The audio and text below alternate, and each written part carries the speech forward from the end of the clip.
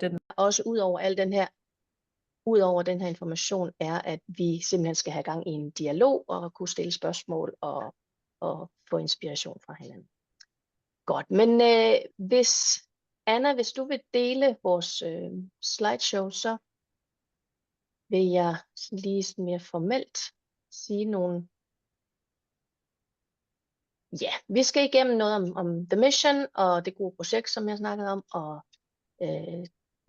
så skal vi snakke om jordtemaer og i breakout sessions, og vi skal have pitches, og så skal der fortælles om service og support, og så som sagt en masse spørgsmål og åben dialog. Vi har sat tid af, du må godt skifte til næste slide, vi har sat tid af til spørgsmål lidt undervejs. Vi var lidt usikre på, hvor mange pitches der ville komme, og hvor meget tid der ligesom skulle sættes af til det hele. Men det har vi sat tid af til, og der kommer til at være rigeligt med tid til det. Vi deler deltagerlisten imellem os, kun os, der er med her i dag. Det er ikke noget, der bliver videregivet. Og I har givet det her samtykke, som om at modtage opdateringer osv., som I selvfølgelig kan trække tilbage, hvis I vil det. Som sagt, som I kunne høre, så bliver mødet optaget. Hvis det nu er sådan, at I ikke har lyst til, fordi det bliver lagt ud på vores hjemmeside under det danske event. Hvis ikke I har lyst til at have ansigt på, så vil jeg sige, så sluk bare jeres kamera. Men hæng endelig ved alligevel. Godt. Ja, jeg vil starte med at sige lidt om selve The Soil Mission. Jeg vil ikke gå så meget ind i det, som sagt, fordi vi kender det meget, men hvis du går til det næste slide, så lige de overordnede introduktion om The Soil Deal for Europe, og om vi er her jo netop fordi, at jorden er i kritisk sundhedsmæssig tilstand, på grund af en masse aktiviteter, som vi mennesker laver, og bliver forstærket, fordi der mangler information og forståelse, uddannelse. Økonomien er begrænset, og omkostningerne omkring det her er enorme. Vi skal jo bare kigge ud på vores landskab i dag efter en meget våd vinter og forår, så kan vi se konsekvenserne og lytte til radioen. Så hvis du vil tage næste slide. Det er jo, The Soil Mission er en del af de 5 EU-missioner, og hvor vores fokus ligger hernede på den 5. Og det her, vi kommer ind i fokus med lige præcis det, vi laver i dag, og lige præcis det Nations støtter op omkring, at vi skal have, EU har et mål om at skabe 100 living labs og lighthouses mod sundere jord inden 2030. Og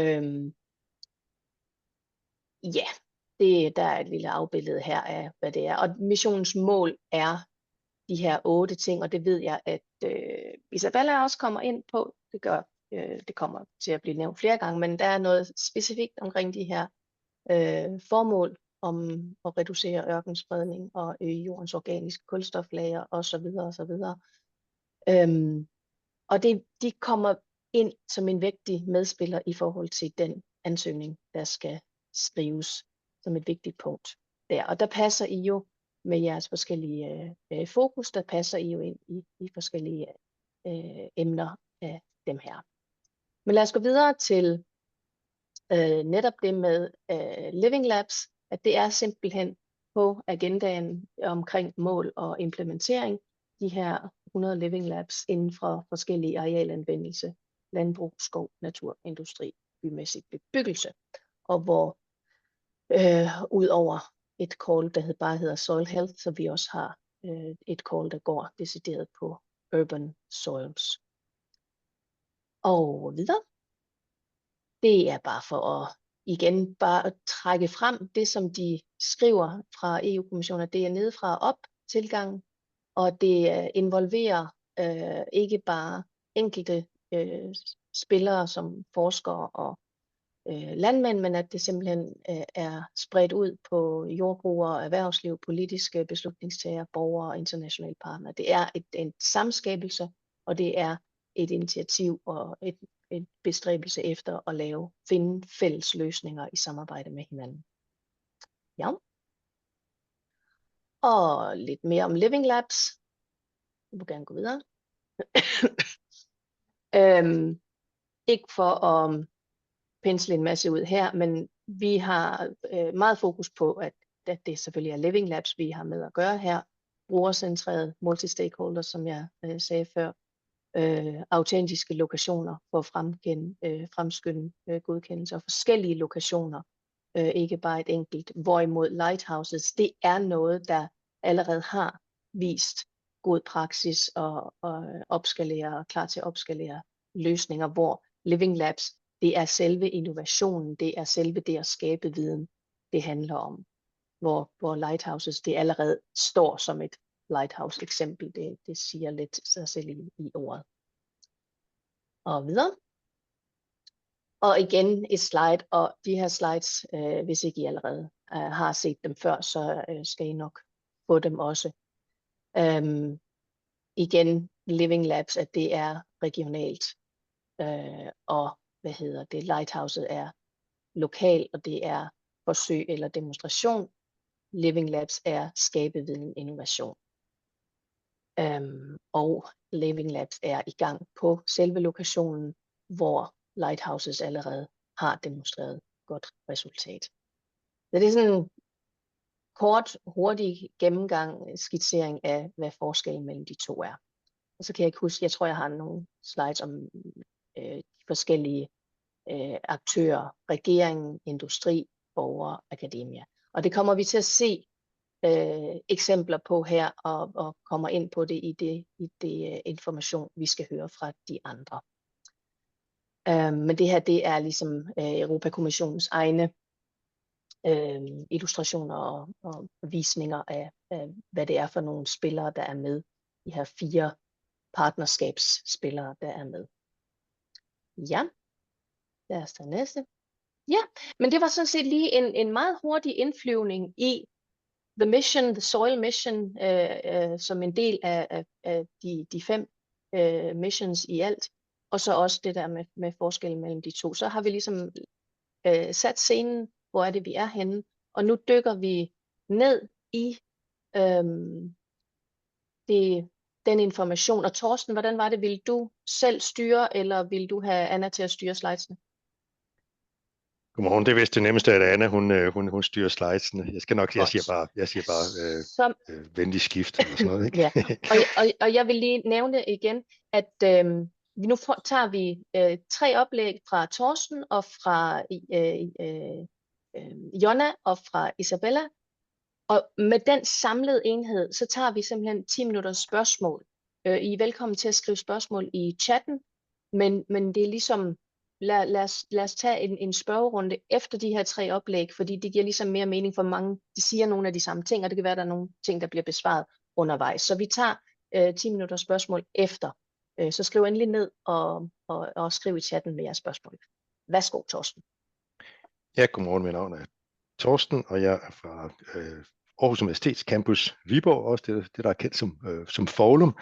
Og jeg vil sige noget om det gode projekt, eller måske nærmere den gode ansøgning. Jeg må gerne skifte.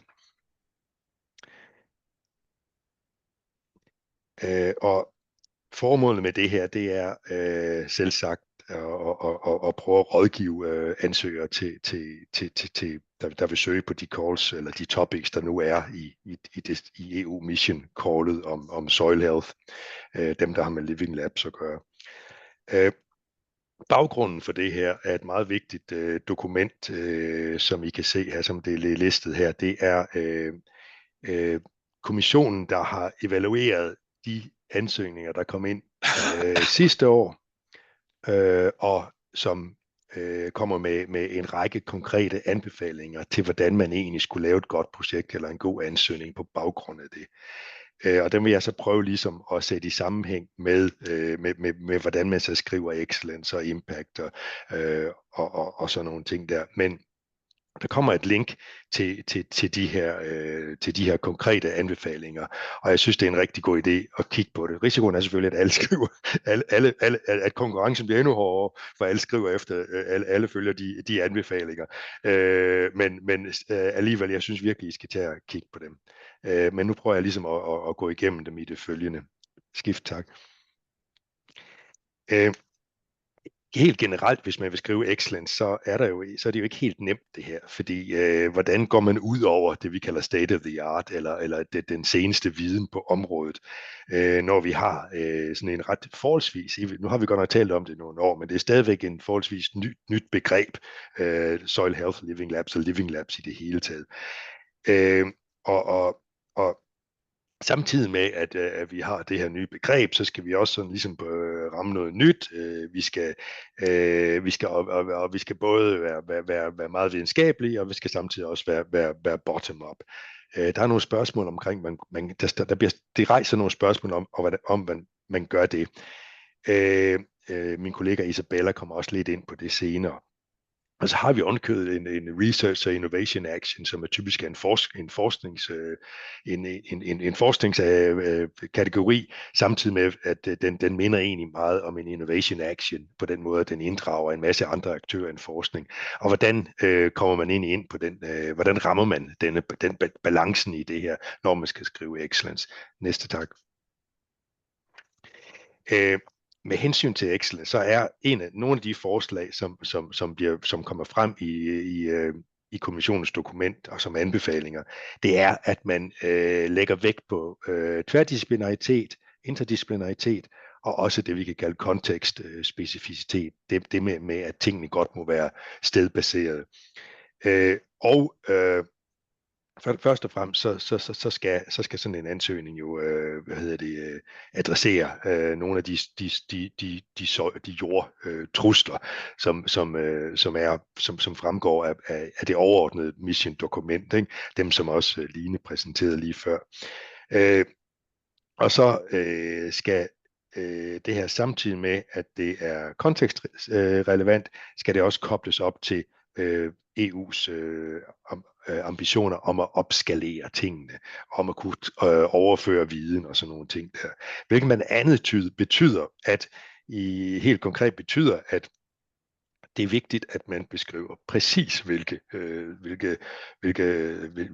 jordproblematikker, der er relevante i de regioner, de områder, hvor man vil sætte Living Labs op. Så den der stedbaserethed, den skal være tydelig. Og man skal også sørge for at balancere konsortiet,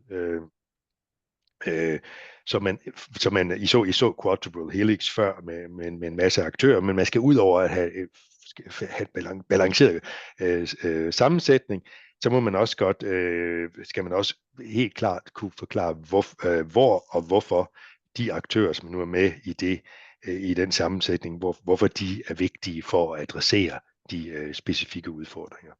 Næste tak. Hvis vi så kigger på nogle af de udfordringer, der er, når man så skal beskrive impact i en ansøgning, så er det jo vigtigt, at ansøgningen overvejer, eller i hvert fald forklarer, hvordan man vil håndtere opskalering og nedskalering og replicering af løsninger, de løsninger, som nu man vil udvikle og teste i Living Labs, og hvilke værktøjer man vil bruge til det. Og her er det vigtigt, at både at den viden, man laver, den replicering af det, den skal både være lokal eller regional, men den skal sådan set også være, der skal også være nogle transnationale elementer i det. Og innovationerne skal kunne sådan, repliceres gennem hele partnerskabet. Altså ind i hele partnerskabet, der skal være også, derudover skal der så også være en form, der skal også beskrives en form for overførsel af løsninger til andre Living Labs. Og et af de store udfordringer her, det er, som jeg ved, Isabella også vil tale lidt om, hvordan gør man egentlig det her, når nu de her Living Labs, de både er de er lokale, og de er altså stedbaseret og kontekstafhængige i de fleste forhold. Næste tak.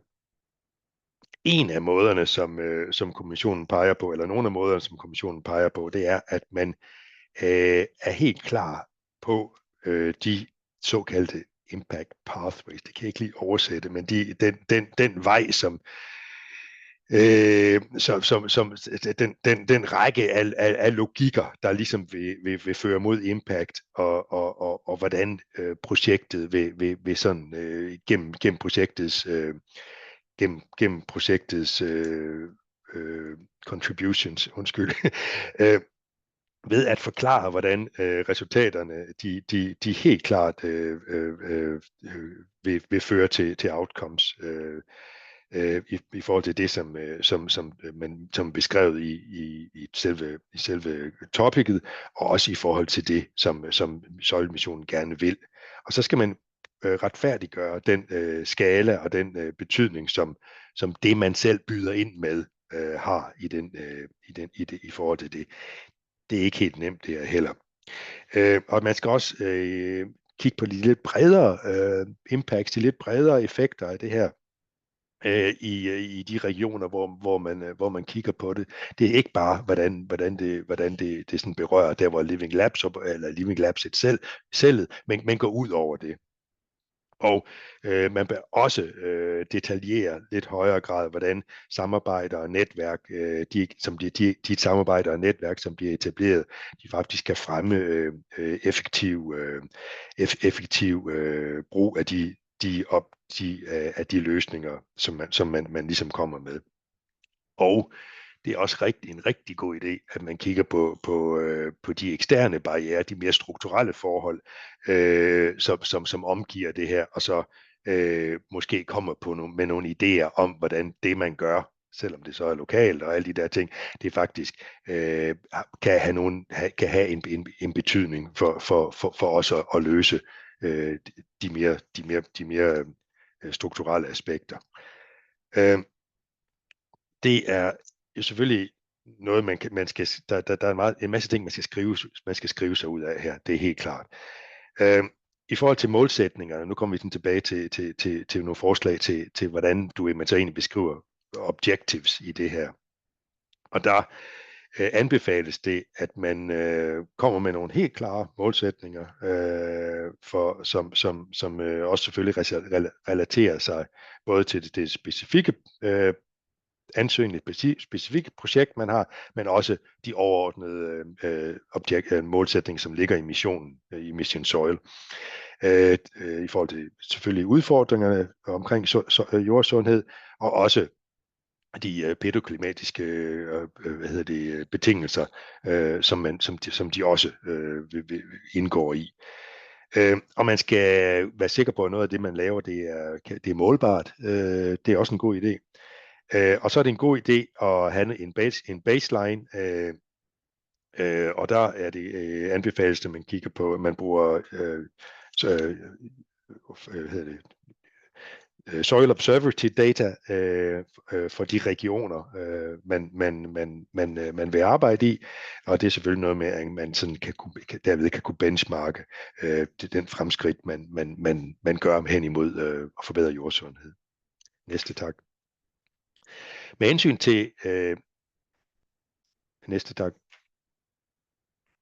hensyn til metode, den overordnede tilgang, den overordnede metode mod det her, der er der også nogle forslag. Og det er noget med, at man skal være ret klar i den metode, som man foreslår at anvende.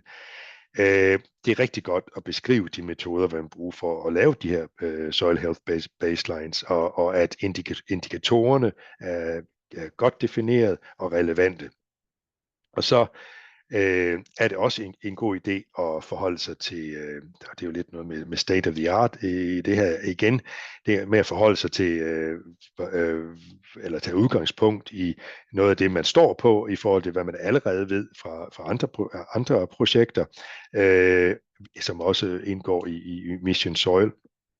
Og så er det en rigtig god idé i metoden at beskrive de deltagere, de brugerorienterede, de participatoriske metoder, som man vil anvende.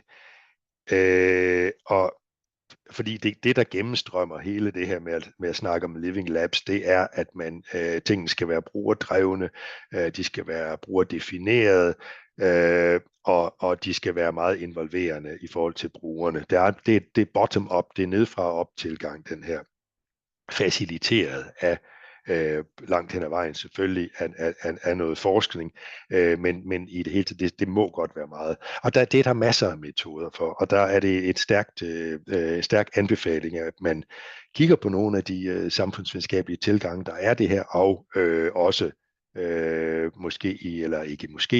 måske har sørget for, at man har samfundsvidenskabelig ekspertise med i sit konsortium. Og igen, det har noget at gøre med, hvordan man aktivt vil også kunne beskrive, hvordan man aktivt vil engagere stakeholders i de her Living Lab aktiviteter. Der er i kommissionen i de her dage, man kan ikke slippe af sted med bare at sige, de skal også være med, de skal også være med. Der er en akut bevidsthed om, at de her stakeholders i de her co-creation og multi-stakeholder tilgange, de faktisk skal være aktive, og deres roller skal være defineret. Næste tak. Og det har igen noget at gøre med, at man skal, som man siger på engelsk, do justice to the living lab approach. Living labs er i kommissionens forståelse ikke bare en ny ting, eller en ny version af noget, vi har gjort før. Det kan godt være, at nogen af os synes det, og der er også elementer af, hvordan vi har også elementer af living labs i mange ting, vi har gjort. Men når man skriver en ansøgning, så skal man helt klart ligesom omfavne hele den her idé om co-creation, om tvær- og interdisciplinaritet og åben innovation.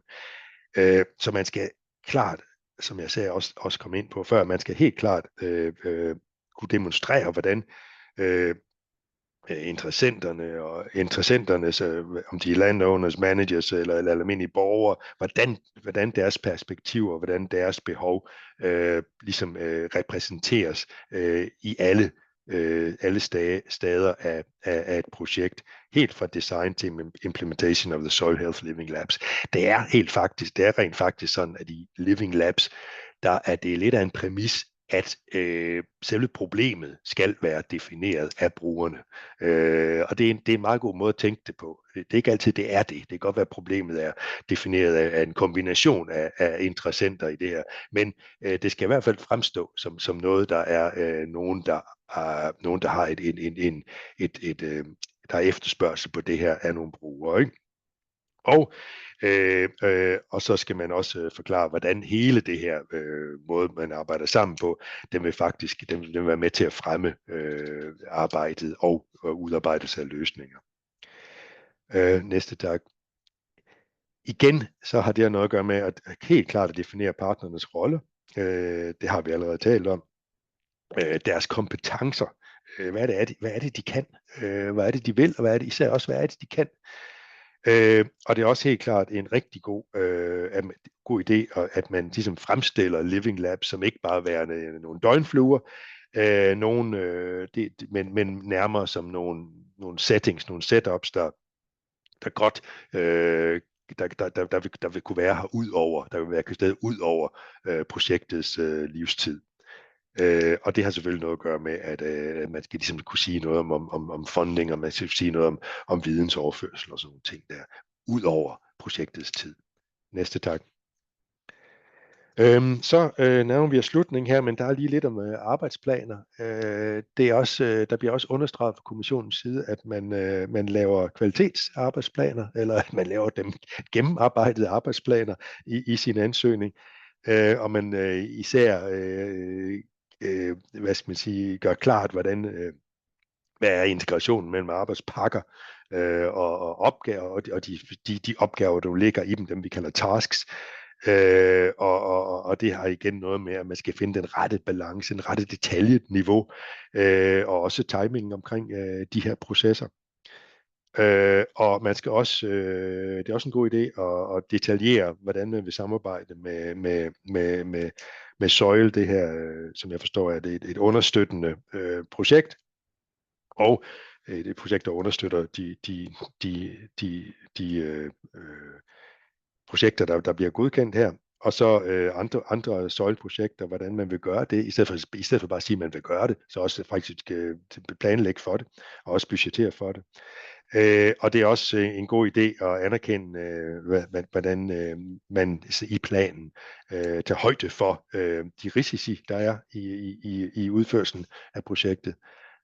Og der er der ofte selvfølgelig en masse ubekendte, det kan der jo være, når man har en masse aktører med,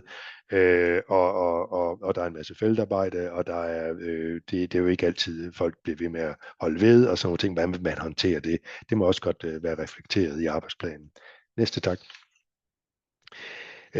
Til slut lidt om det, man kalder dissemination, eller hvad hedder det, formidling og udnyttelse. Det lyder lidt mærkeligt her, exploitation nogle gange. Hvad hedder det? Men det er jo noget at gøre med, hvordan resultaterne sådan vil komme i spil, hvordan vil de blive udnyttet. Det skal man sådan være aktiv omkring. Og der er det jo igen en god idé, at man ligesom beskriver det i forhold til konteksten, og man sikrer sig, at det man vil gøre i forhold til at få formidlet og de her ting, det også er noget, som ligesom er tilpasset den målgruppe, man nu har. Man må også godt planlægge for at, eller i hvert fald beskrive, hvordan ens resultater, ens løsninger, de sådan vil være bæredygtige på længere sigt. Og man må også godt lægge vægt på en kommunikationsstrategi, som ligesom sigter på at udvide forståelse for de her problematikker, som man nu har taget højde for, eller som man nu har kigget på i sit projekt. Og så igen, det er igen anbefales det, at man har klar i spyttet på, hvordan man moniterer, hvordan man overvåger, hvordan man forbedrer effektiviteten af det man har sat i gang, og det man vil med det. Det er sådan en lille smule abstrakt noget af det her, men jeg synes, I skal prøve at kigge på den publikation, der er kommet fra kommissionen her, og så prøve at kigge på det, og så kan I jo prøve i samarbejde med os, og ligesom prøve at få uddybet lidt om hvad man så præcis mener med de, jeg tror det er 8 eller 9 helt konkrete anbefalinger. Og så vil jeg gerne sige tak. Det var mit indlæg her til morgen. Tusind tak, Torsten. Det var en masse information på meget kort tid, og som du selv siger, så er det her, det er jo ikke noget, I skal huske. Vi skal kunne vække jer 3:00 i morgen tidlig og spørge, hvad var det Torsten han sagde. Det her, det er oplæg til samarbejde. Nu får I en masse information, men det, der kommer herfra, det er jo netop et samarbejde med os, og de ting, vi har tilbydet, som skal hjælpe jer videre. Det næste, vi skal høre om, det er, nu går vi meget konkret til værks i forhold til rammer, fokus, krav og deadlines omkring de 2 calls, der er, og det er Jonna, som er med her. Og Jonna, vil du også have, at Anna, hun flipper slides for dig? Ja, det er helt fint. Godt, så går du bare videre til næste slide, Anna. Yes. Værsgo. Ja, jeg vil starte med at sige, at jeg hedder Jonna Løvlund Bak, og jeg er videnskabelig assistent og arbejder sammen med Torsten her på Foulum. Og jeg vil snakke lidt om det her tematiske fokus i 2024 Living Lab callsene, som vi støtter her i Nations. Og i 2024 er der 2 calls åbne for ansøgning til finansiering af Living Labs i Soil Mission. Og hvis du går videre, Anna. Så i Nations støtter vi særligt 2 calls. En med titlen Co-Creating Solutions for Soil Health in Living Labs, der handler om fælles løsninger til bedre jordbundssundhed i Living Labs, og en med titlen Living Labs in Urban Areas for Healthy Soils, som handler om jordsundheden i byområder. Og hovedfokus i de 2 calls er, at deadline for ansøgningerne er den 8. oktober 2024 kl. 17. Og indsendelsens typen er single stage, hvilket betyder, at hele ansøgningen skal indsendes en gang. Så der skal ikke indsendes en begrænset ansøgning først, for derefter at sende hele ansøgningen. Så man sender det hele på én gang. Og man sender ansøgningen ind elektronisk via funding og tenders portalen. Og det er derfor ikke muligt at indsende ansøgningen på papir. Yes. Og hvad hedder det? Der skal gerne være 4 til 5 Living Labs i hver ansøgning, som er lokaliseret i mindst 3 forskellige medlemslande eller associerede lande. Og begge topics er forsknings- og innovations baseret, og det betyder, at alle aktører finansieres 100%. Yes. Vil du trykke videre, Anna? Og det første call, det er til for at støtte Living Labs, der arbejder med presserende jordbundssundhedsudfordringer, og som bidrager til Soil Missions målsætninger. Og det vejledende budget for første call er 36 millioner euro, og det forventes, at der er 3 projekter, der bliver finansieret. Ja, og så skal man være opmærksom på, at i det første call, der skal man ikke have noget med omkring byområder, fordi der netop er det her andet call, hvor der er mere fokus på jordsundheden i byområder.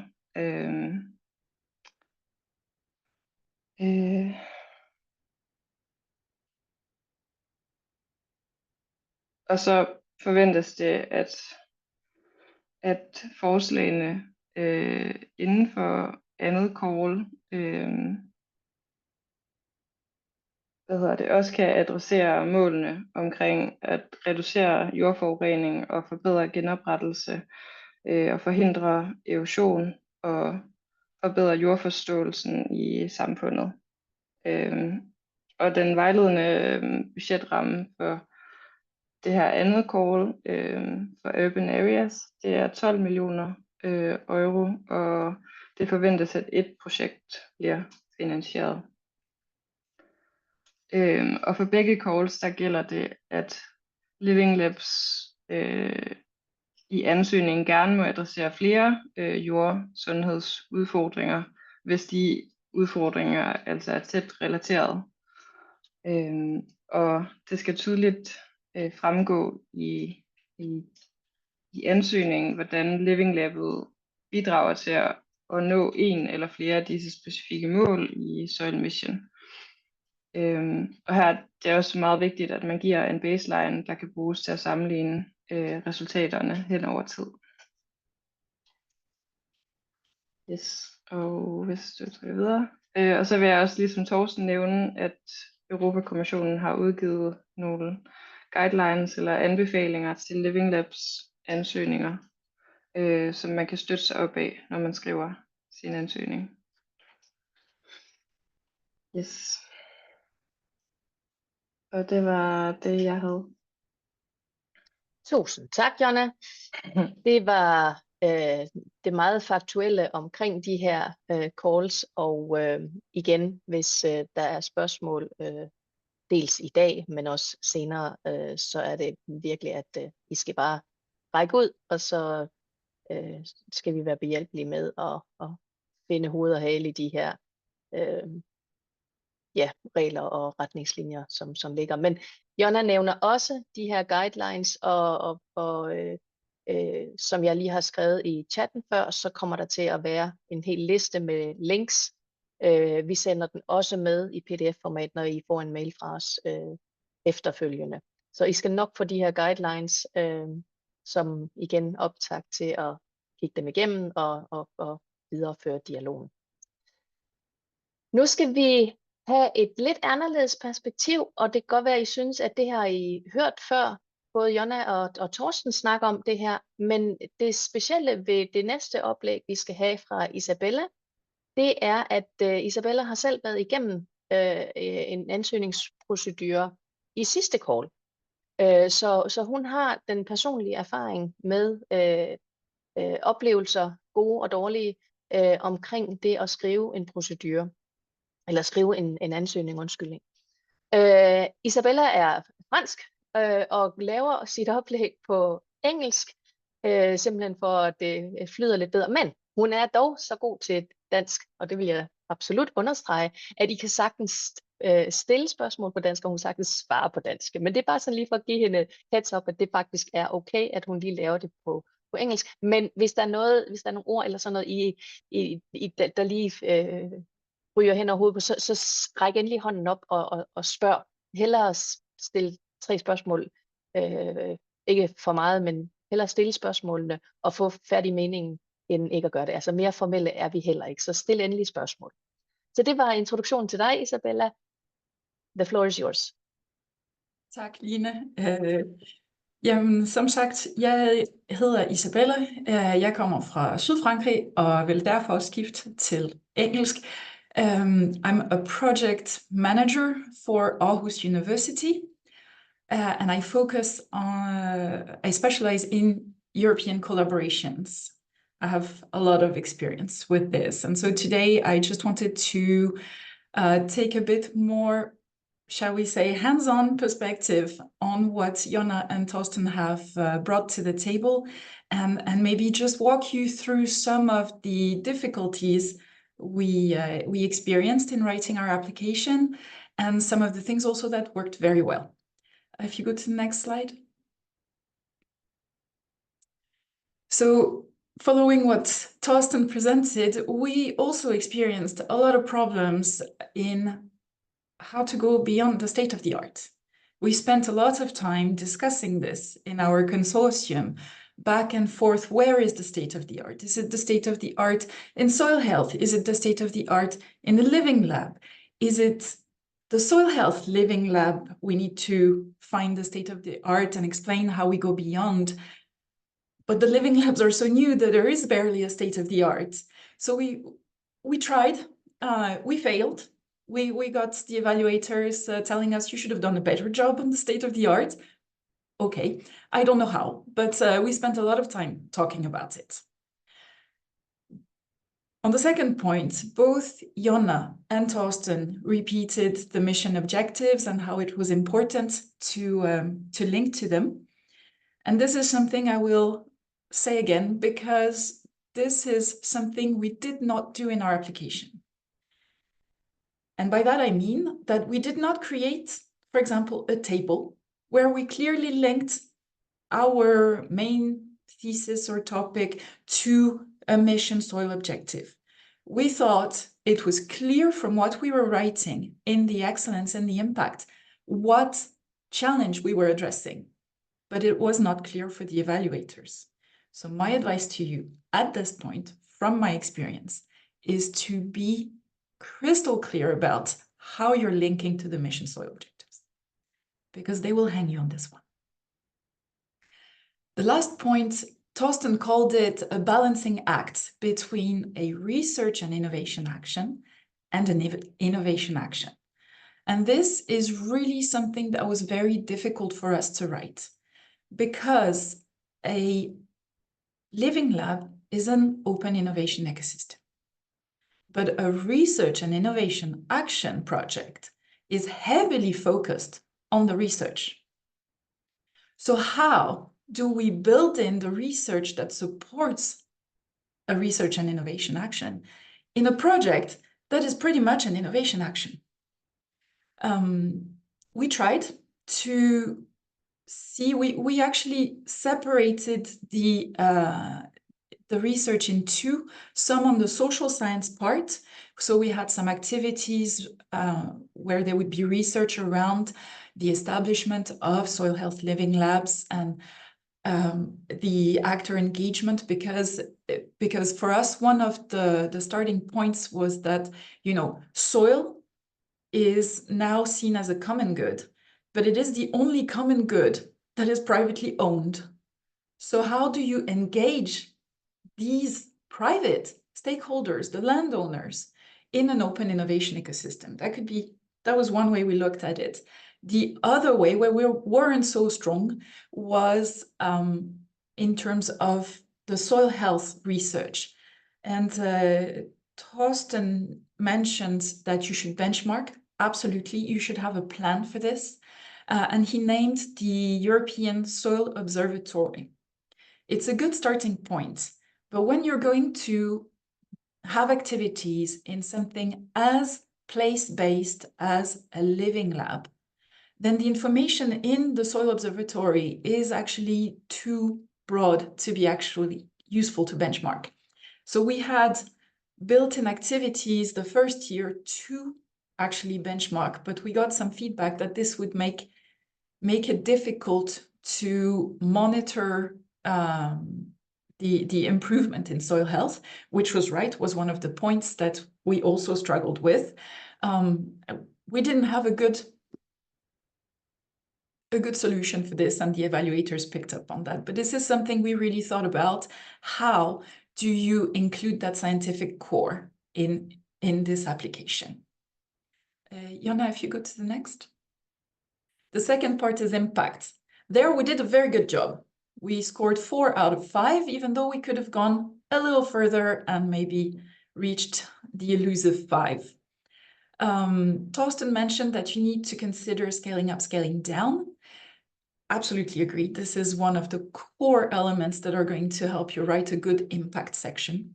And you need to identify tools that ensure the uptake of the solutions that, remember, at the start of your project, don't know what they are. And here, the evaluators told us that we could have had stronger links to our exploitation pathways.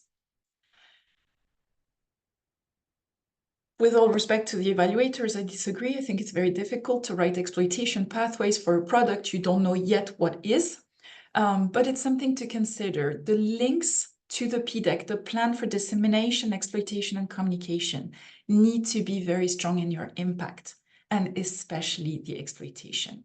Is there anything already at application stage where you can see how you could support an access to market or a wider dissemination? These things need to be highlighted in your application. And that brings me to the second point. How do you take these local, regional solutions and bring them also at a transnational level? So your solutions should be replicated throughout the partnership in other living labs. They should be transferable, even though they were developed in a place-based, context-dependent innovation ecosystem. We solved this one by looking at adult learning theories. This is where Torsten told you that social sciences can really bring something. And for us, it was looking into establishing communities of practitioners. It was about developing modules for capacity building, for example, in how to use the solutions. And that was well received by the evaluators in the scope of the project we put together. But again, these are some things that we struggled with. Some of them we found some good solutions to, others, they didn't fly, but we tried. Can we go to the next slide? What I wanted to talk to you very much today about is actually FSTP, the famous financial support to third party. And the reason it's me talking about this is because I'm a bit of an expert in it. If you want to do a living lab application, one thing you need to consider is how are you going to convince end users to join the living lab to let you access their fields, for example, or their equipment, or their data? How are you going to do this? And this is where the financial support to third party, the FSTP, can come in and be really useful. It's basically a sub-grant. So your application, say 12 million euro, some of this you will set aside for bringing it further down to the end user. So you create a grant. And if you want to do this in your application, you have to write an FSTP annex. The question is, what do I write in there?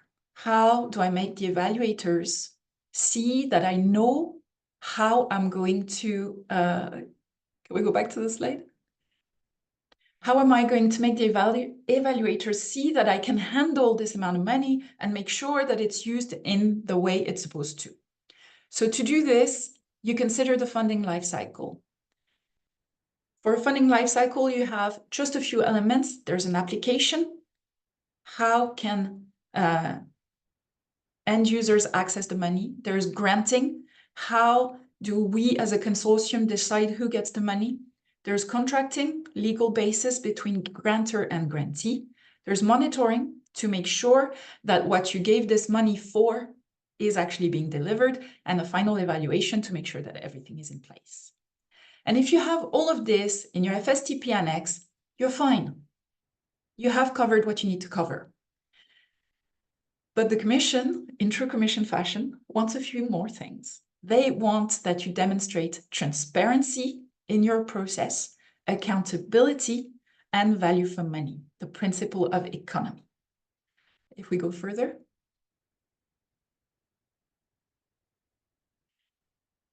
All of this leads to some further considerations. If you want to do an FSTP, you have to choose whether you will do this through open calls or closed calls.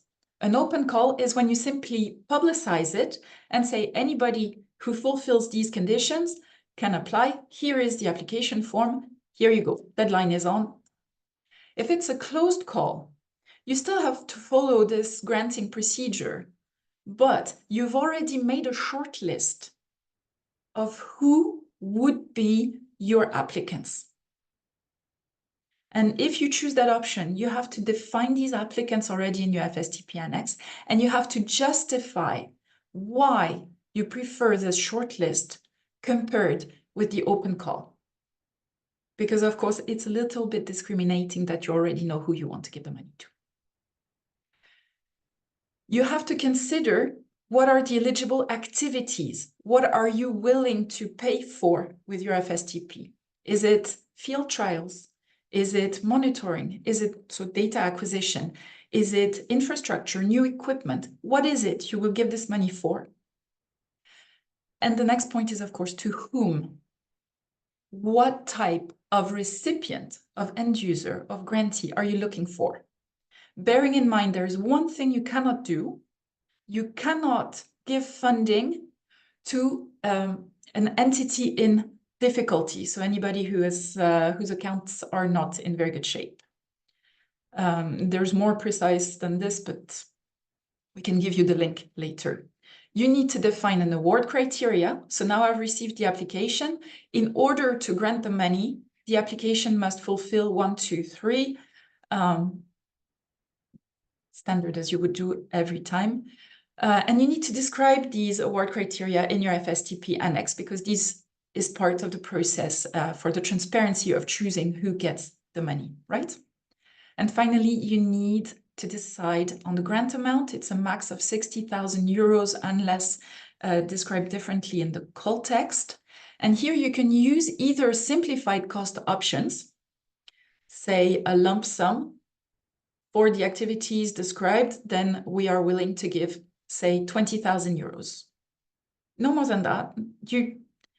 It's a lump sum. So for the activities delivered, this is the money you get. You can also do this, say, per hectare. So we are asking through our application, through our open call for field trials. We have received 3 applications, one for 5 hectares, one for 10 hectares, one for 15 hectares. Of course, the amounts granted will be different because the amount of resources to carry out the field trial on those different sizes of fields will lead to different costs. And so in those cases, you define a per hectare unit cost that you then multiply. Or you use real costs. But real cost is very good because you can say, I have the invoice, I have the hourly rate for whatever it is, and I can just add this up and this will make the amount. It gets difficult with real costs when you get into the details. But if you have questions about this, we can take them later. Anna, if I can get the last slide. When you establish your annex, when you think about how you're going to manage your financial support to third parties, the last things you need to consider are the operational aspects. So the admin around it. The first one is the contract. You have to have a contract between the consortium or the partner in the consortium managing the funds and the person, the entity receiving the funding. And that contract should have all the things a contract should have. Details, the name of the two entities, details, the amount granted on which calculation basis, for what, by when, and how will this be monitored. And this is your most important document. In this document, you're going to describe what I call the validation method. It's sometimes called the evaluation method.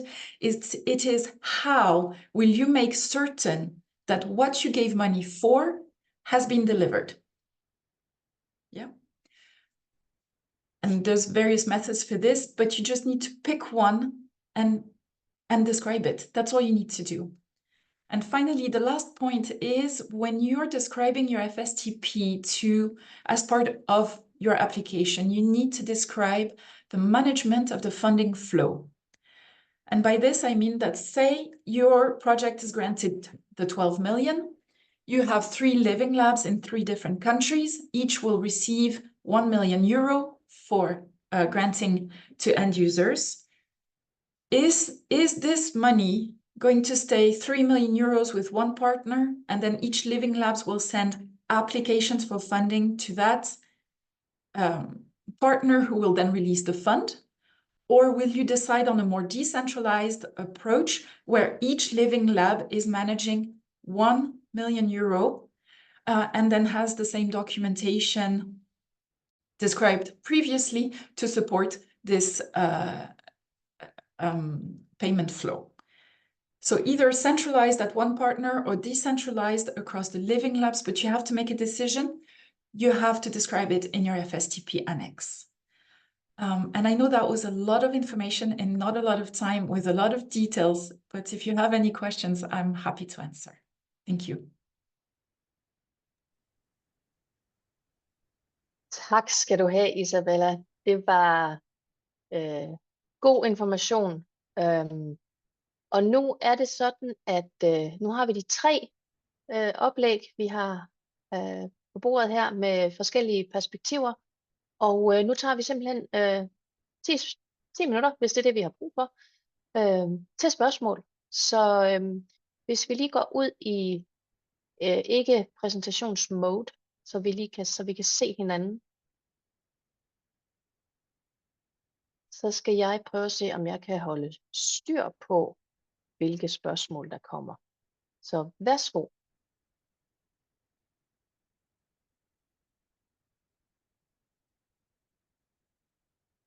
Hvis der er spørgsmål. Nu er vi ikke så mange, så I må sådan set godt åbne jeres mikrofon. Ja, Per Gunnarsen, værsgo. Ja, hej, godmorgen. Jeg tænkte på, altså det er jo meget sådan teoretisk, det hele. Har I et eksempel på sådan ligesom et emne, og altså for eksempel det, som I havde haft sendt ind? Jeg synes, det er svært at se, hvordan man ligesom kan bygge det op, og man skal have 3 lande og så videre. Men Jeg kan måske tage den, Line. Ja, i forhold til partnerskab for eksempel, med at finde de 3 lande, det er faktisk det er både svært og nemt. Man plejer at bruge sit netværk til det, men det jeg gjorde, dengang vi begyndte at arbejde på en Living Lab ansøgning, det var simpelthen at tilmelde mig den der matchmaking-platform, som Nations har. Og der fandt jeg faktisk en hel del partner, fordi i den optik, vi havde i det ansøgning, vi skrev sidste år, der havde vi en quadruple helix, de der 4 partner, som Line, der præsenterede per Living Lab, så det endte med at være et kæmpe partnerskab faktisk, fordi der var ligesom de øvrige store partner i de 5 lande, vi havde, og så for hver var der en Living Lab. Og den Living Lab, den havde så minimum 4 partner, og gerne flere, som dækkede akademia og local authority og education og businesses, altså alt det der, man skal have med, og civil society for hver.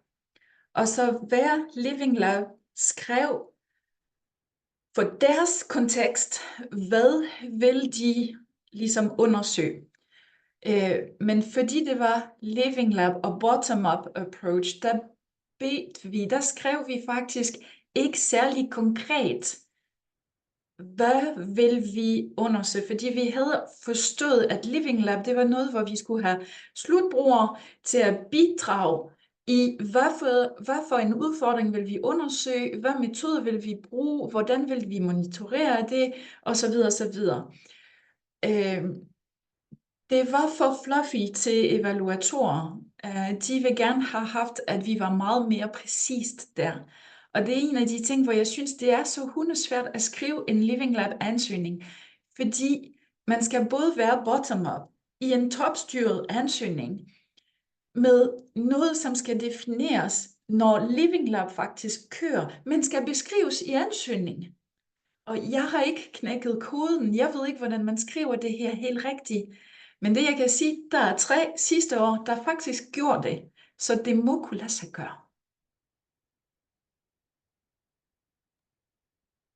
Tak for spørgsmålet, Per, og tak for svaret, Isabella.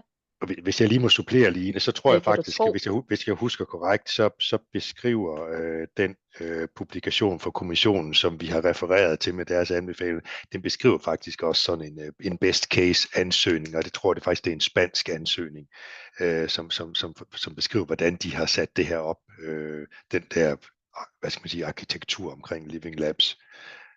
Den tror jeg godt, man kunne tage og kigge på. Ja. Jeg har et spørgsmål. Ja, værsgo. Det er Carsten Raulund Rasmussen fra Københavns Universitet. Jeg vil gerne spørge om, hvilken rolle I fra Nations kommer til at spille i de her kommende ansøgninger, som det ene spørgsmål, og det andet spørgsmål, det er om det her instrument, det kan bruges til at finansiere PhD-studier. Det er meget konkret. Jeg ved ikke. Isabella, vil du svare på det, i hvert fald på det sidste spørgsmål? Det er det nemt. Ja, det kan du godt. Ja, det kan man godt. Og hvilken rolle Nations som sådan spiller, jamen vi spiller jo netop den rolle, og det kommer jeg ind på senere, når vi har hørt vores pitches også, at vi er simpelthen en platform, kan man sige, med guidning, med hjælp, med netop den her matchmaking-portal, hvor, som Isabella også nævner, som er et kæmpe netværk og en kæmpe sparringsflade i forhold til at udelukkende og supportere og vejlede og guide de her ansøgningsprocedurer. Så det er derfor vi som projekt er her. Det er for at hjælpe jer i de her ansøgningsprocedurer. Men vi er ikke partner i de nye Living Labs? Nej. Det ved jeg ikke. Torsten, vil du supplere til den i forhold til andet?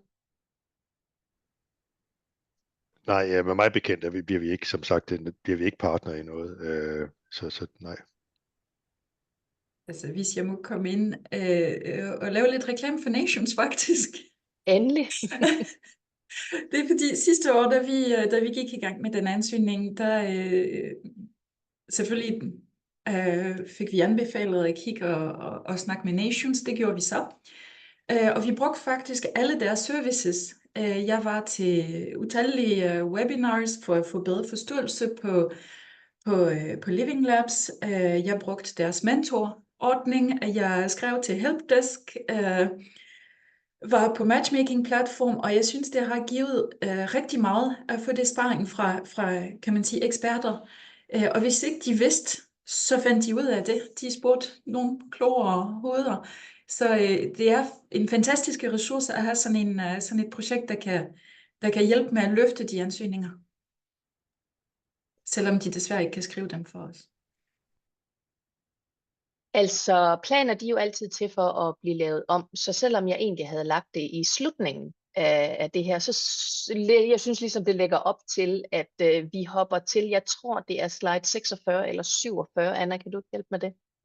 Og vise den. Jo, det kan jeg godt. Jeg skal lige have fundet det frem igen her. Hvis du viser den. Kan I se skærmen nu? Så siger du 46 eller 47. Det skal jeg lige styre på. Og drøner jeg lige lidt igennem her. Online support og services. Den der. Yes, ja. Og hvis du så går videre til den næste, der er simpelthen, jeg var lige ved at være bange, bare tryk det, så de alle sammen kommer med. Der, sådan. Det er simpelthen en oversigt over, hvad det er Nations tilbyder. Vi er i gang med vores at involvere og informere om vores støtte og om callsene og om Living Labs som den første her. Og så er der den, som er vores matchmaking, hvad skal vi kalde det, support, hvor man går online. Jeg kan prøve at vise det senere, når vi har været igennem det. Nu nævner jeg det. Hvor man går online og opretter en profil og skriver om sine forskellige ting. Og så kan man simpelthen finde de her matchene. Isabella, kan du ikke sådan helt operationelt, hvad er det I gjorde? Hvad vi gjorde? Ja, i forhold til matchmaking. I forhold til matchmaking, der gik jeg simpelthen på Nations, jeg tror det er nations.eu webside, og klikkede på matchmaking platform og register here. Det gjorde jeg. Så skrev navn og e-mailadresse og alt det der, og så var det. Så er man ind. Og så kan man kan både, det er sådan en lille markedsplads, forstået på den måde, at der er nogen med idéer, og der er nogen med partner. Altså, jeg vil gerne være med i et projekt, jeg kan det og det og det. Og man kan søge på, om det skal være om det skal være universitet, eller om det skal være business, om det skal være i Spanien eller i Belgien. Så det er bare at komme i gang. Den er nem, den er intuitiv, og den er målrettet. Så den var virkelig god at bruge. Ja. Så det er ikke en dating site, men det er et matchmaking site for Living Labs. Men samme princip. Altså og det er jo selvfølgelig på tværs af Europa, hvor du har adgang til det her store netværk. Derudover så er der en masse information og fact sheets og webinar og e-learning information på hjemmesiden. Der er vores helpdesk med frequently asked questions også. Alle de webinarer, der er blevet lavet, og der er nogle rigtig, rigtig gode webinarer, de ligger også tilgængelige deroppe. Og så er der hele vores coaching støtte, om man så må sige. Torsten, kan jeg få dig til at sige lidt mere om coaching session?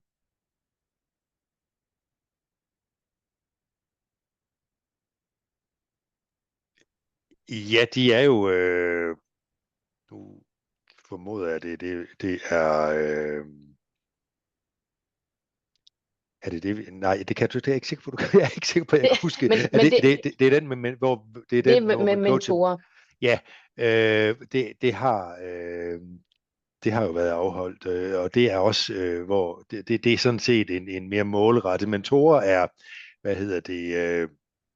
er lokale mentorer, som hvert land har, som sådan set vil kunne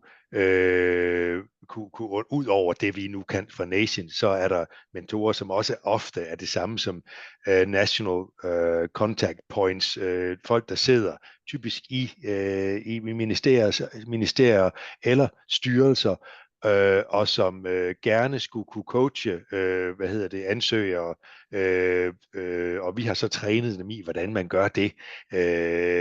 Lidt eller det, vi nu også snakker her om nu, men måske på et mere målrettet niveau. Og der ved jeg ikke helt, hvor godt der er nogle lande af det her setup meget sådan tydeligt, men i Danmark, der er det, men den mentor, vi har, det er, så vidt jeg ved, det er Niels Gøtke fra Forsknings- og Videnskabsministeriet, og ham kan man altid spørge om nogle af de mere overordnede ting i det her. Ja, og netop, og hvis man har spørgsmål til det igen, så helpdesk kan altid hjælpe jer videre med det. Og så er der webinarer omkring forskellige temaer, jordtyper, arealanvendelse osv. Og så bliver matchmaking så nævnt igen hernede for neden. Og ja, den næste slide, jeg sådan set har, det er egentlig at gentage, prøv lige at hoppe videre til den, Anna. Det er egentlig at gentage den oversigt, der er lige her. Der er lidt mere information, og der er nogle links i forhold til de forskellige ting, jeg har nævnt. Men det kan vi kan trække de her slides frem igen senere, når vi kommer ned til spørgsmål. Men det var lige sådan en indføring i, hvad er det, hvad Nations er her for at vejlede og hjælpe og supportere med blandt andet de her online muligheder. Godt. Lad os hoppe ud i plenum igen, og så skal jeg lige se her på min egen lille liste. Hvor var jeg kommet til? Ja, vi var kommet hertil med de 10 minutter. Så er der andre spørgsmål på nuværende tidspunkt?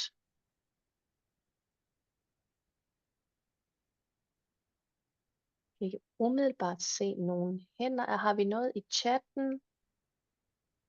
Nej. Det har vi Godt. ikke. Det har vi ikke, nej. Godt. Jamen, så er det faktisk, inden I løber afsted og henter kaffe, så er vi faktisk kommet til en lille pause.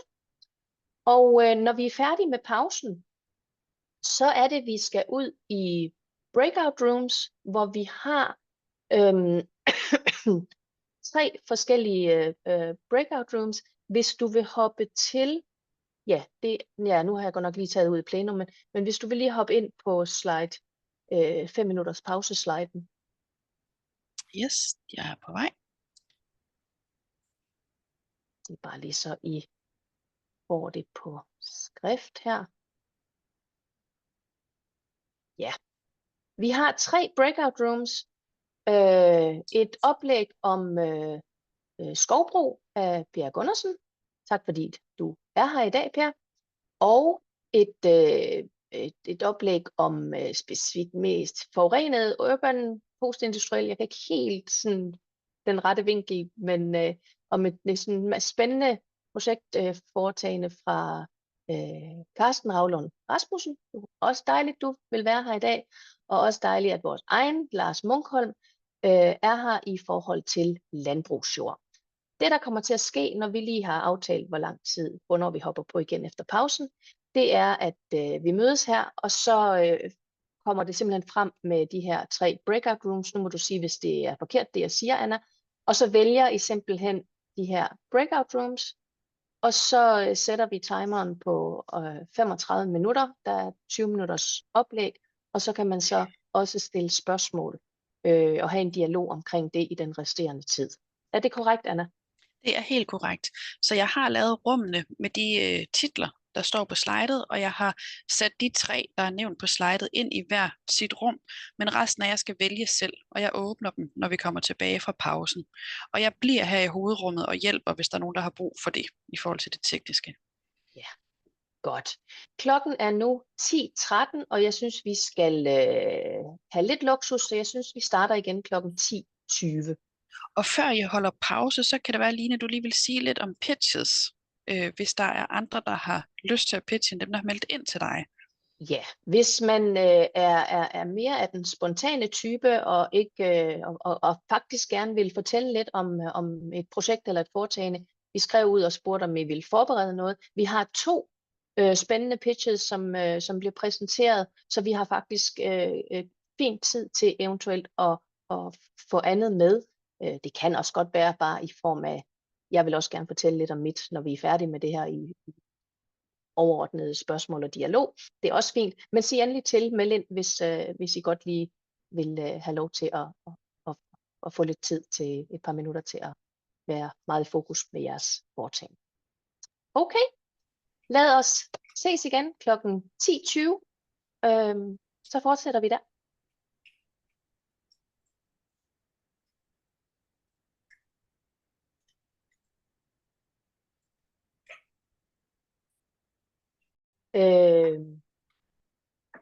Fordi vi er nemlig kommet til den del, jeg håber I havde, nu starter jeg 2 sætninger i hver sin side. Vi er kommet til den del, hvor vi skal pitche, eller vi skal høre 2 pitches, og så starter jeg lige på den anden sætning. Jeg håber, I havde nogle gode oplæg ude i rummene. Det er meget typisk mig. Det var i hvert fald spændende inden for skovbrug. Jeg troede, at min viden om, at mange anemoner, det er gammel skov, og ikke så mange, det er ikke gammel skov, at det var rigtig langt, men det gør det jo selvfølgelig overhovedet ikke, men der var der en vis grad af sandhed i det. Men det kan vi snakke videre om i spørgsmål og svar-session. Nu tænker jeg, Malte, har du lyst til at være den første?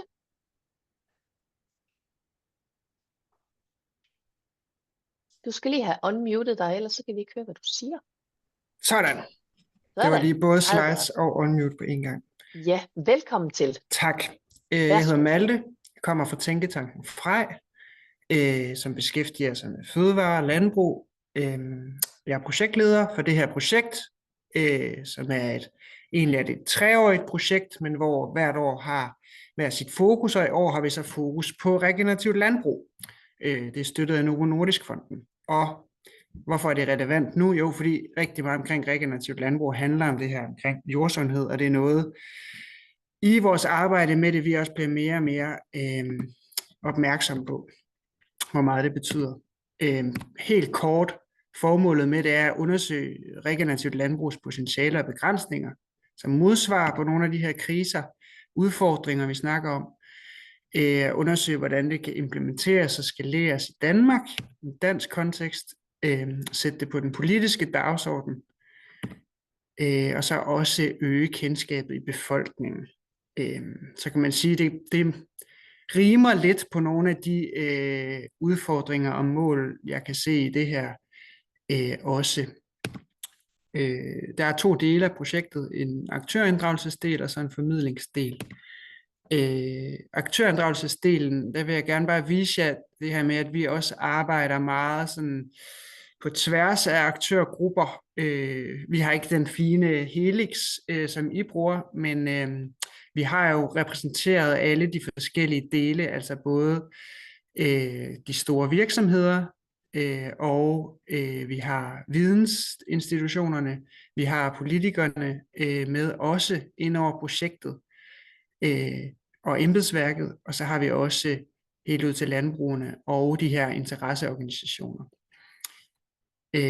Blandt andet Velas, nu nævnte du, Bent, at du var fra Velas, så vi har blandt andet Sandy med, en af jeres rådgivere. Så vi har samlet sådan en god aktørkreds på tværs af de her, som vi så tager gennem nogle forskellige aktiviteter. Vi er cirka halvvejs med projektet, så nu i efteråret går vi ind i sådan en mere afgørende fase. Vi har haft en masse indledende snakke og været på felttur og nu skal vi så til at komme med nogle mere sådan konkrete anbefalinger i forhold til, hvad der kan ske for det her. Et konkret output i forhold til det bliver en analyse og et sæt af anbefalinger eller et policy paper i forhold til, hvad man kan gøre. Så er der også det her formidlingsspor, som handler om, at vi laver en vidensside omkring regenerativt landbrug og omkring jordsundhed. Og så har vi også en temaaften omkring jordsundhed specifikt i samarbejde med DM Bio i Aarhus. Så det var bare lige for at fortælle om projektet og hvordan vi arbejder i Tænketanken Frej. Grunden til, at vi synes, det her er interessant, er, fordi vi er blevet rigtig opmærksomme på, hvor vigtigt jordsundhed er for landbruget. Det vi mener, vi kan tilbyde til et eventuelt samarbejde omkring et Living Labs, vil være, at vi har det her netværk på tværs af relevante aktører. Vi har rigtig meget erfaring med at facilitere de her inddragende processer. Vi har aldrig selv kaldt det Living Labs, og det er det måske heller ikke helt, men der er rigtig mange ting, der minder om i vores tilgang til det. Og så mener vi også, at vi kan bidrage i forhold til det her med, hvordan man producerer noget god formidling og eventuelt undervisningsmateriale er noget, vi har gjort det på forskellige andre områder. Og ja, det synes vi taler godt ind.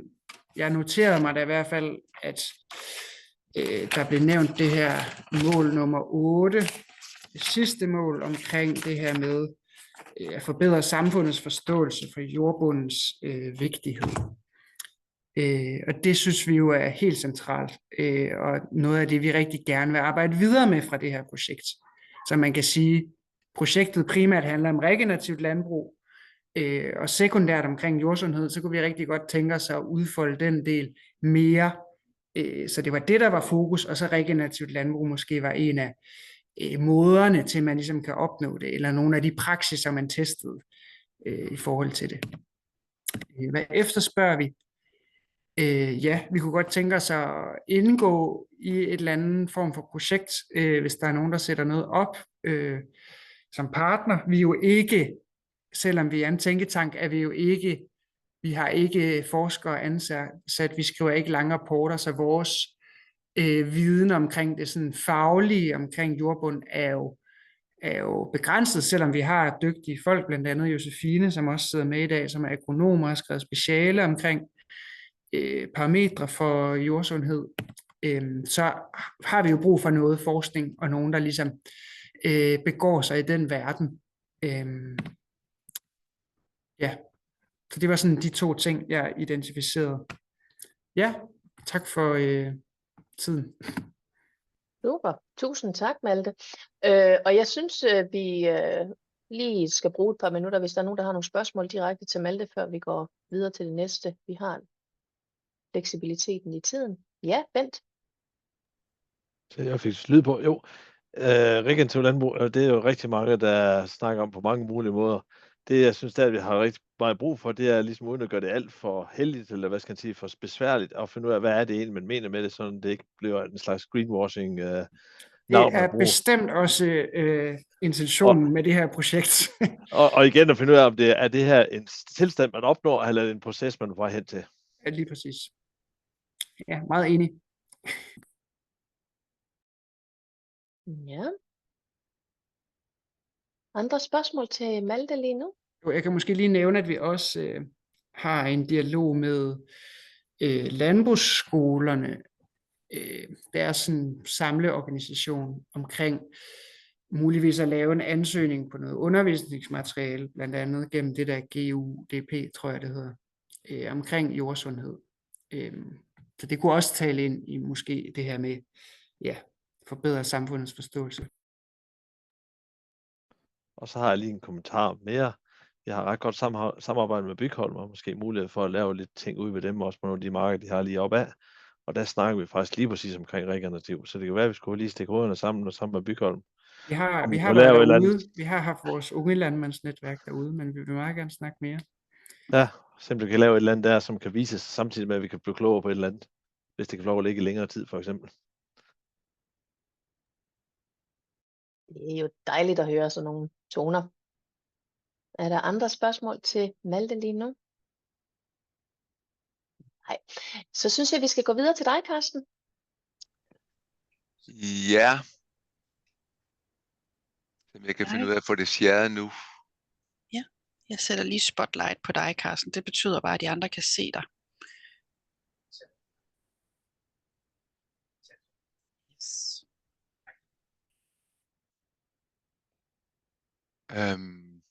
Kan I se min præsentation nu, eller ser I den i en visning, der ikke er i presenting mode? Det sidste, du siger, så hvad sker der, hvis du bare trykker præsentere op i slideshow? Ja, det prøver jeg på, men mit system er lidt overbelastet. Mm.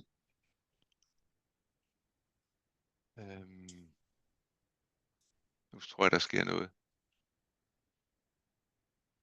Det ligner, den tænker i hvert fald. Ja, en arbejder.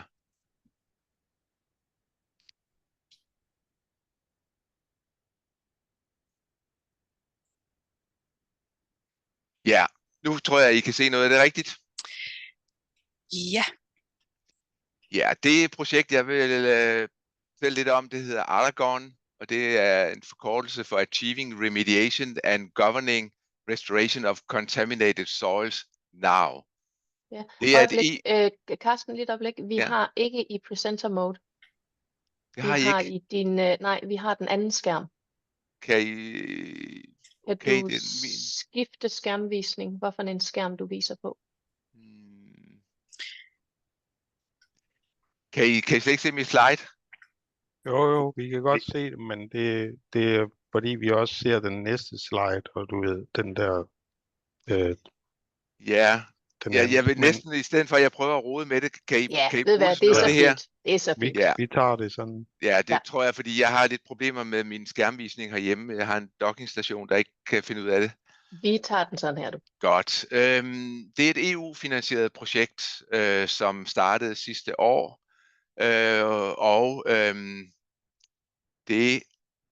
Nu kan I se den næste, ikke? Det kan vi.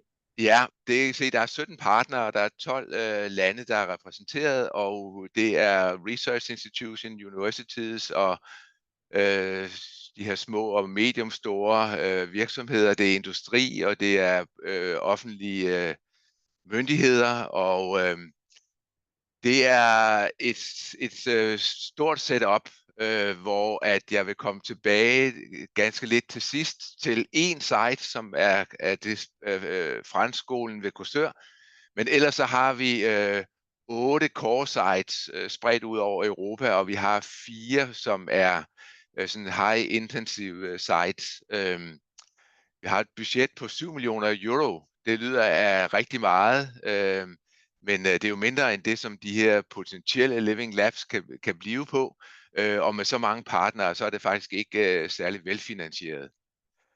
Men altså, det helt centrale problem i det her projekt, det er, at vi har nogle ekstremt forurenede jorder.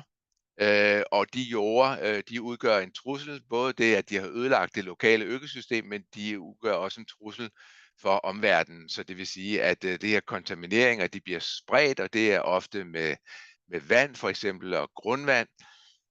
Og der er det vores mission, at vi skal opbygge kapacitet og viden til at kunne rådgive omkring, hvordan man håndterer sådan nogle stærkt forurenede jorder.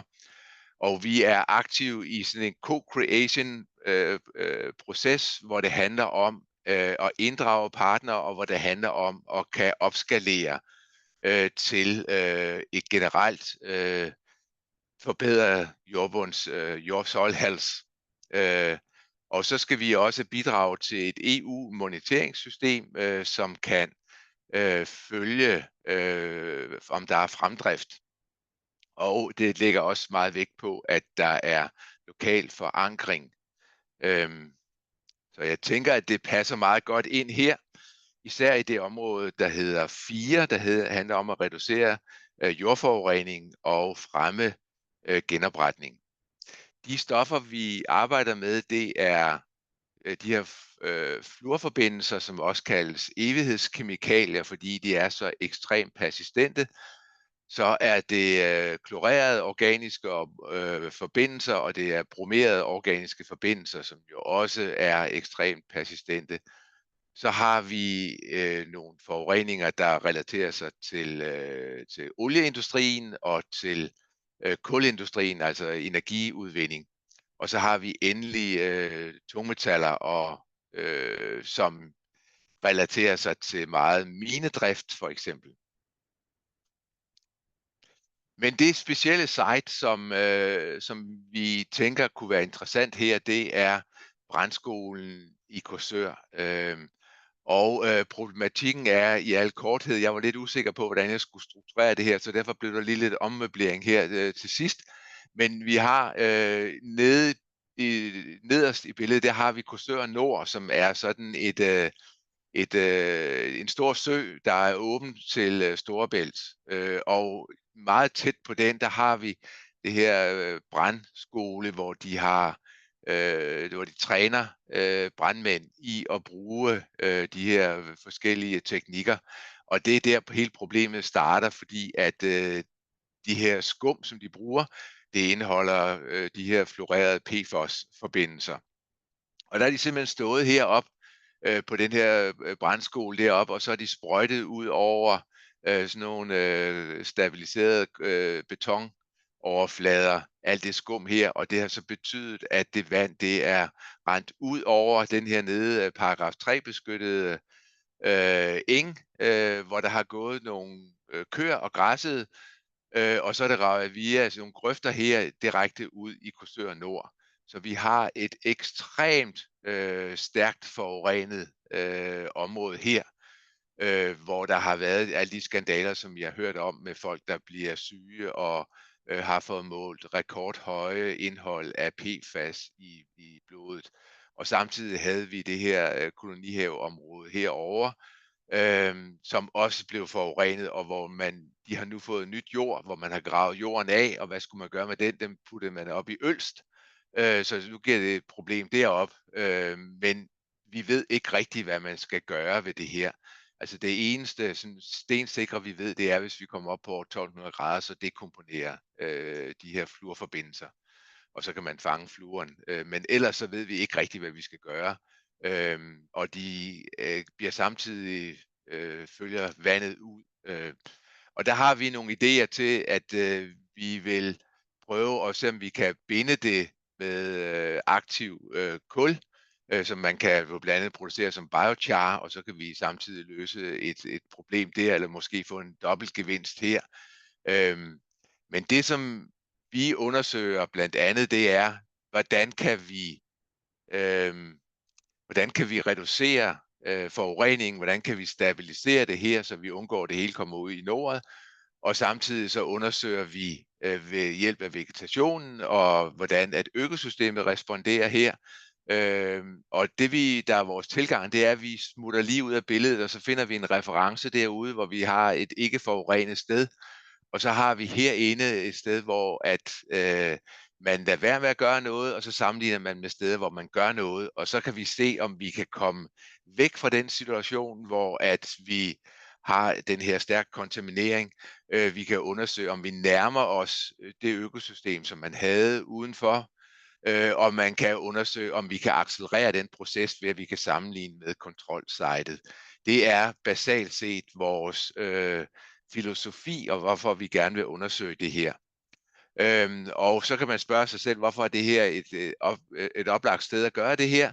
Det er det, fordi at der er en ekstremt stærk lokal forankring, både ved brandskolen, som jo måske har en særlig interesse i, at det her problem bliver løst.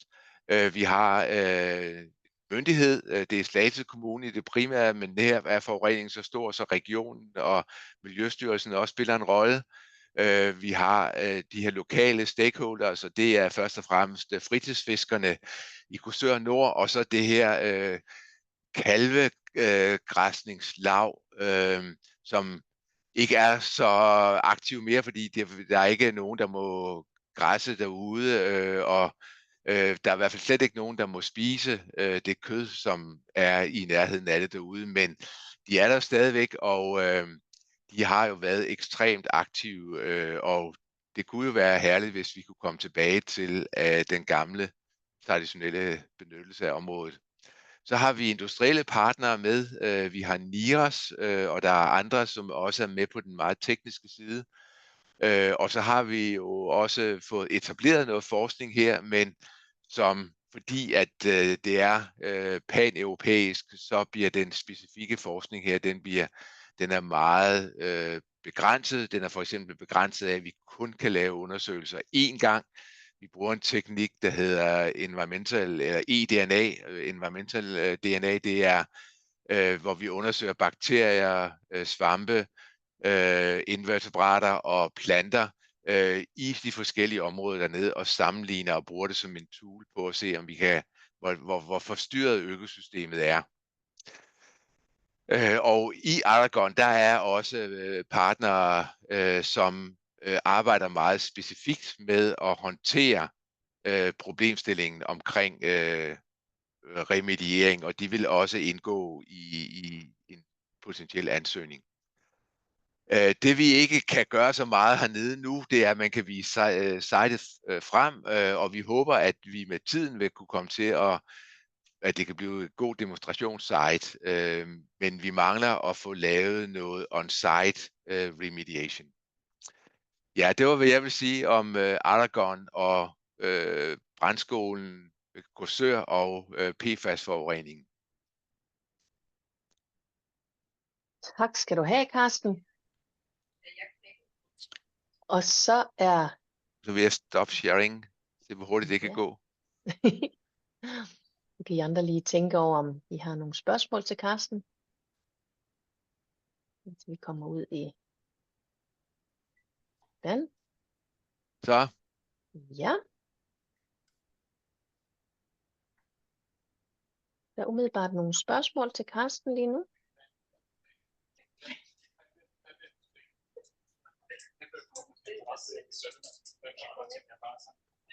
Jeg kan godt spørge, hvis jeg må. Det må du. Jeg ved godt, du taler om at linke det her op til det der mere pan-europæiske, Carsten, men nu har vi jo den der lidt unikke situation her, ikke? Og med sådan en meget, meget slem tilfælde, som Korsør, ikke? Er det sådan, at der vil være, og den har jo alle kvaliteterne omkring, hvad skal man sige, altså kvaliteter i forhold til lokal engagement og stærk interesse i at få løst nogle problemer og alt det der, ikke? Så der de der ting er jo sådan set interessante, men vil det være muligt at finde andre steder i Danmark, hvor man også kunne have lignende living labs, som så kunne indgå på en eller anden måde i et netværk af det, eller altså, hvor man kunne finde nogle lignende problematikker, hvor man også skulle have det samme lokale engagement?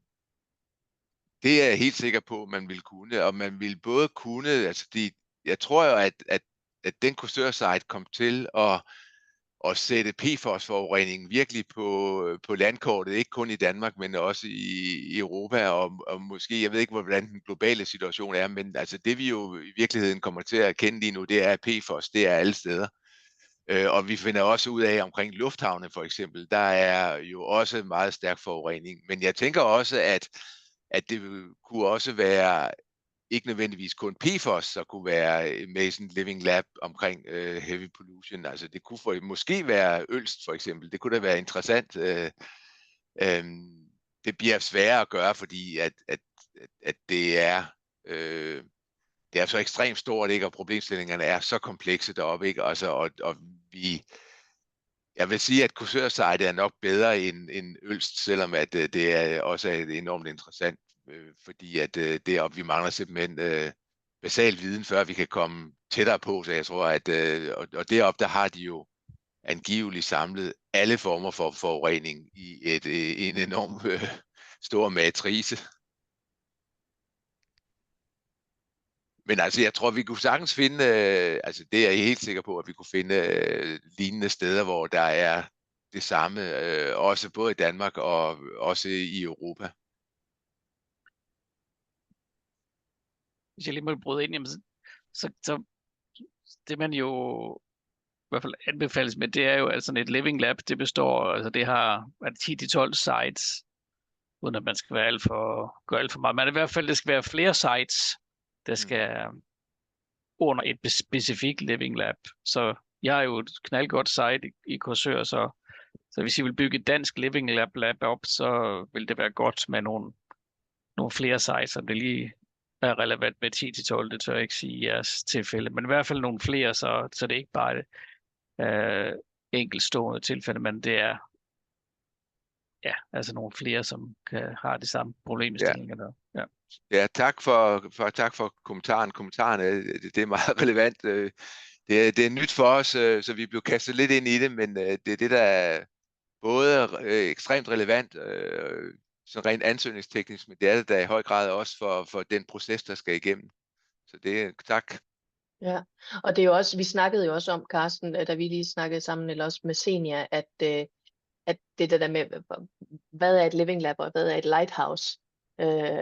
Og der er det her jo helt tydeligt meget et lighthouse, som allerede har en masse, men at det kunne være en ekstremt spændende at netop få mange sites med, og også ind på matchmaking-portalen se, hvad der ellers er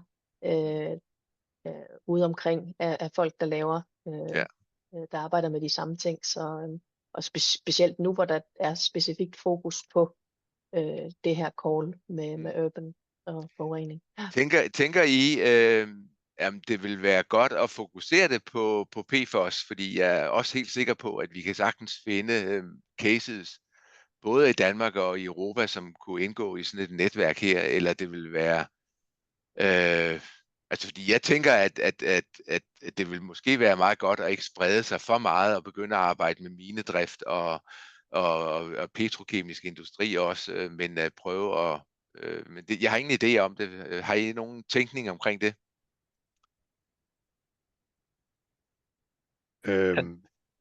Lars? Ja, igen, altså jeg vil sige, at hvis jeg også lærer lidt fra første call, det er jo mere skarp man er på sit fokus, jo bedre. Så umiddelbart, så vil jeg nok sige, at og det er jo et problem, og det er det jo mange steder, så jeg vil personligt i hvert fald anbefale at holde det skarpt på PFAS. Jo, og så synes jeg, så tror jeg, at og nu er det vel også sådan, at PFAS er, så for eksempel i det her tilfælde, vi har, der er sådan en, hvad skal man sige, en bekvem rummelighed i det her. Vi kan sådan set se, altså vi kan både se sådan, hvad skal vi sige, den rummelige afgrænsning, den relativt rummelige afgrænsning, jeg ved godt, det løber nogle steder hen og sådan noget, men i hvert fald der, hvor interessenterne også har nogle interesser, ikke? Altså, og hvis man kunne, og de andre sites tror jeg også godt må være, altså ved jeg faktisk ikke, om det netop bliver PFAS eller hvad det er, ikke? Men altså, hvis man fokuserer på et eller andet, så et eller andet, hvor man har noget håndgribeligt, også i forhold til, hvad skal man sige, den institutionelle arkitektur, der sådan skal omgive det i den der stedbaserethed, der nu ligger om det, ikke? Og det er rigtig nemt at identificere folk, for hvem det her er et problem, ikke? Og som gerne vil indgå i det, ikke? Der synes jeg, sådan en case som det her, den er jo mega Korsør det her, fordi du kan simpelthen, det billede, du viste os, det er jo kraftedeme, det er jo på mange måder det, som vi har med at gøre, ikke? Og hvis man kan finde sådan nogle afgrænsede områder andre steder, også afgrænset socialt og institutionelt, så tror jeg, det vil være rigtig fint. Ja, tak. Silje, du har unmuted dig selv, er det fordi, du har en kommentar? Jamen, jeg havde egentlig lidt et spørgsmål, der delvis blev besvaret. Det er et spørgsmål, jeg havde, og der tror jeg vil hellere stille et andet spørgsmål, som er bare til jer. Er det tanken, at det skal ligesom udvikles flere, eller altså kan det udvikles flere ansøgninger med dansk input, eller er det meningen, at man skal ligesom komme til en ansøgning på hver af de her, altså den ene til urban og en til den anden, eller er der nogle sådan tanker om det? Fordi når jeg forstår, at ligesom det der tematik, det kan være sådan lidt svært, altså hvis man har en anden tematik til Jeg kommer fra sådan helt generelt urban development og arbejde med byudvikling, altså sådan med udviklere og flytning af jord, og ligesom på en helt sådan, ikke det der tunge forurenings fokus. Så jeg tror, det er for langt fra hinanden, kan man sige, til at kunne indgå i det samme tematik.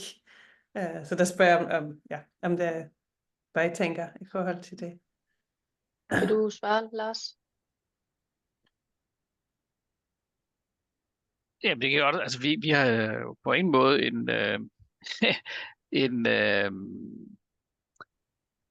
en tanke med, at det skal kun være en ansøgning per de her 2 calls eller noget, altså eller strømme i noget på nogen måde.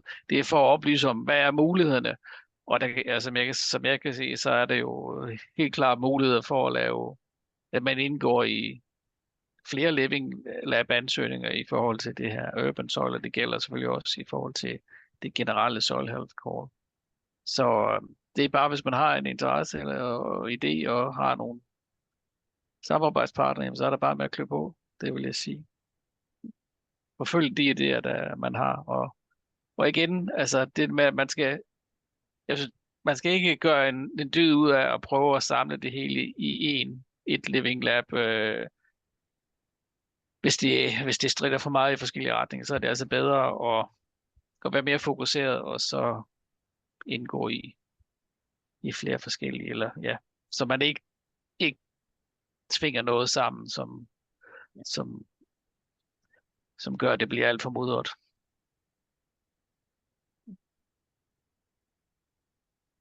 Godt, tak for det spørgsmål, Silje. Det var et vigtigt spørgsmål, som kom over flere til gode.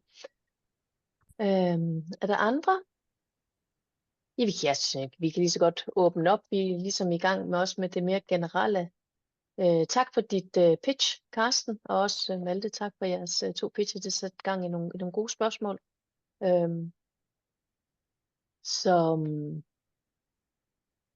Sådan her, vi nærmer os afslutning, så hvis I sidder inde med nogle spørgsmål, så sig endelig til. Ellers, Anna, vil du ikke lige hoppe over til slide 48? Så vil jeg bare igen understrege, at vi jo netop er sat til her for at hjælpe. Det her, det er ligesom et kickstart til at sætte tanker i gang og til at komme med den her inspiration og super med eksemplerne fra de 2 pitches, som har sat gang i nogle gode spørgsmål. Men benyt jer endelig af vores online forum. Gå ind på nations.eu, hvor I kan se matchmaking-portalen, og I kan se adgang til webinar og kapacitetsopbygning og de tematiske events. Noget af det har været der, fordi det ligesom kom efter det første call, men det er fint tilgængeligt, og man kan gå ind og se det igen. Vores helpdesk er derinde, så stil endelig spørgsmål. Tag kontakt til Niels Skytke, hvis det er det, man har brug for. Det er i hvert fald udelukkende en indgangsportal til at få mere viden. Og hvis du lige hopper, lad os lige se, 2 slides ned til 50. Den der. Her, jeg har faktisk allerede endnu et link. Den får I også med. Den her liste får I med links til dels callsene og dels den her guideline, som er blevet nævnt indtil flere gange. Isabella, som desværre er smuttet nu, hun har også givet os et link til et regulativ, eller hvad det hedder, som helt klart beskriver nogle af de her, nu skal jeg lige sige det rigtigt, få bogstaverne til at vende rigtigt, FSTP'er, artiklen 204, som skulle beskrive meget detaljeret og meget retsmæssigt sprogligt, men dog så har I adgang til det, og hun nævnte det her i forbindelse med, at de selv havde brugt det rigtig meget, da de sad med det. Så ja, ved du hvad, jeg vil egentlig helst have, at du hopper ud igen. Fordi må jeg lige spørge det så... her engang? Ja, det må du. Jeg forstår, at der er 2 calls, eller er det et call, som kan omfatte både de 2 dots, vi har her? Det er andet call, og den ene call, det handler om Solutions for Soil Health and Living Labs, og det andet er det her Living Labs in Urban Areas for Healthy Soils. Ja. Så der er 2 forskellige. Var det svar på dit spørgsmål? Ja, det er det. Det næste spørgsmål, som jeg så ikke forventer, du kan hjælpe mig med, men det er, så skal vi jo til at finde ud af, hvor vi hører dem bedst til henne. Det gælder sikkert ikke kun mig, men andre også. Nej, men gå ind og læs på det, og hvis ikke præcis. selve call-teksten giver mening igen, så er det, I tager fat i os, og så hjælper vi jer videre med det. Så hop du bare ud igen, Anna.